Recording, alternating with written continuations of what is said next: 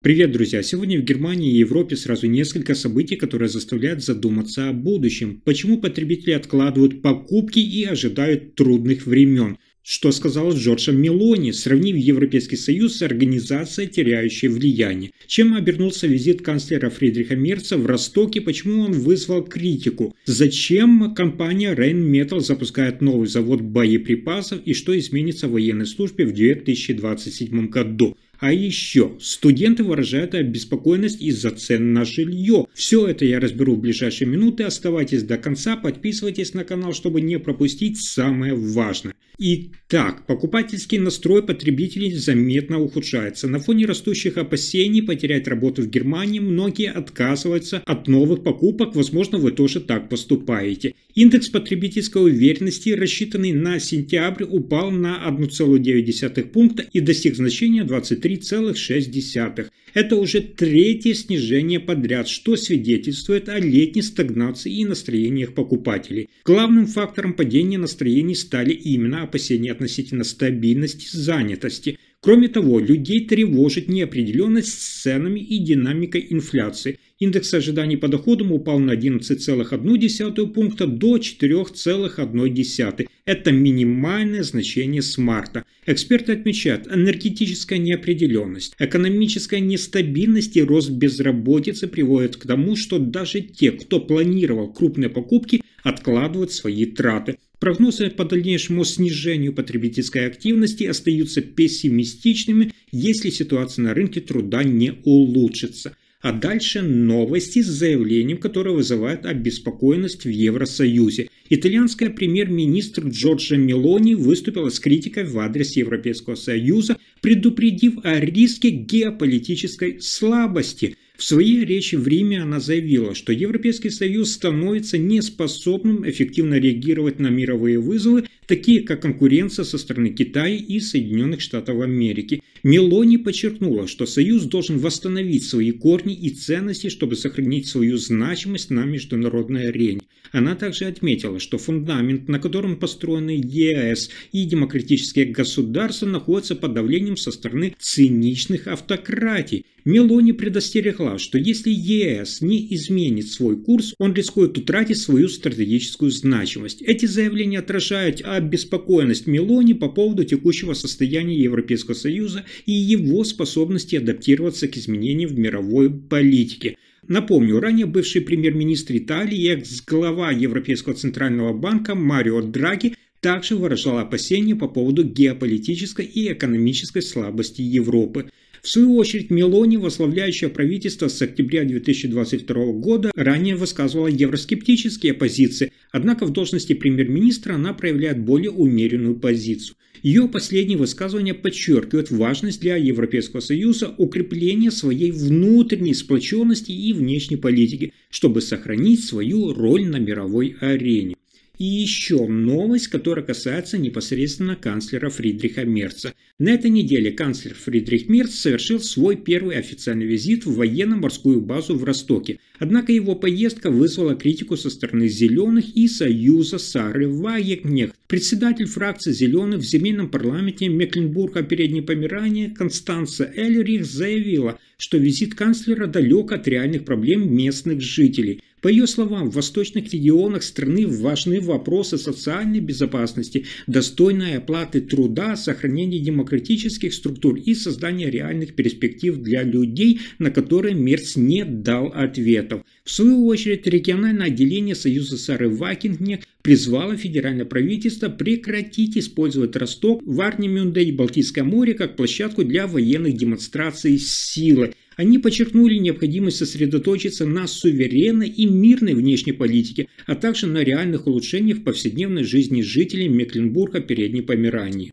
Во время визита Фридрих Мерц встретился с представителем Союза Сары Вагенкнехт Яном Кристианом Кааком и посетил новое национальное командование оперативной группы «Балтика». Затем он на вертолете отправился на фрегат «Бавария», где планировался обзор корабля и демонстрация возможностей морского соединения.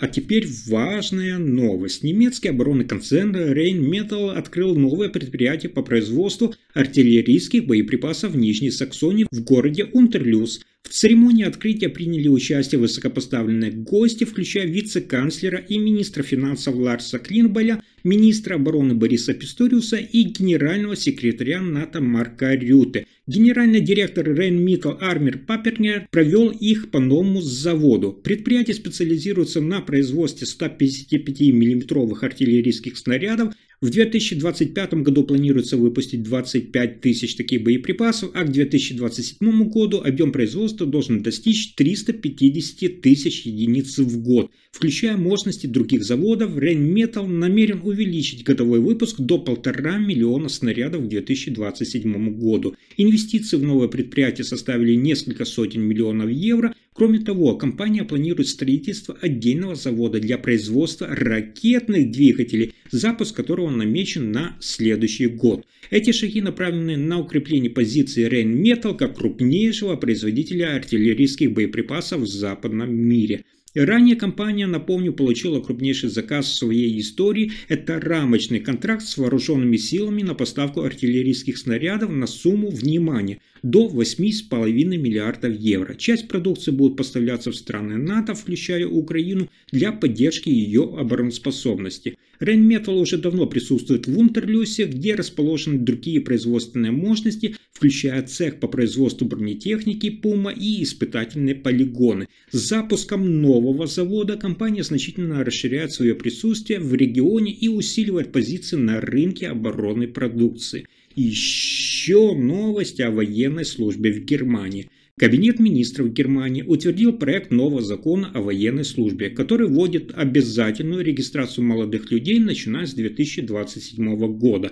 Однако, по словам канцлера Фридриха Мерца и министра обороны Бориса Писториуса, участие в службе будет добровольным. Ожидается, что в 2026 году будет набрано 15 тысяч добровольцев, а обязательная регистрация начнется в 2027 году. Представители оппозиции, такие как Йохан Ваддефуль из ХДС Христианско-демократического союза, критикуют этот подход, считая его недостаточным для обеспечения необходимого числа военнослужащих.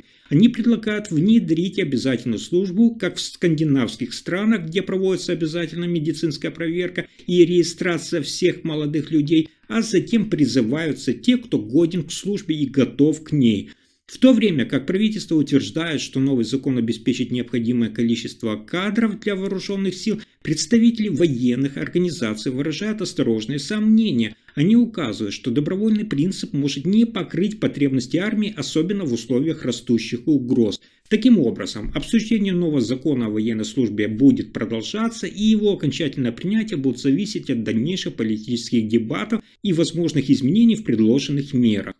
И еще одна очень интересная новость, которая заставляет задуматься. В Германии студенты сталкиваются с растущими трудностями из-за высоких расходов на жилье. По данным Федерального статистического управления, в 2024 году студенты, ведущие собственное хозяйство, тратили в среднем, внимание, 53% своего располагаемого дохода на оплату жилья.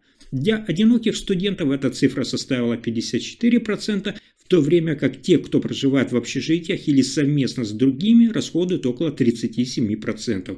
Для сравнения, в среднем по стране этот показатель составляет около 25%. Согласно тем же данным, 62% студенческих домохозяйств считаются финансово перегружены. Среди одиноких студентов этот показатель достигает и 64%, тогда как среди тех, кто делит жилье с другими, 34%.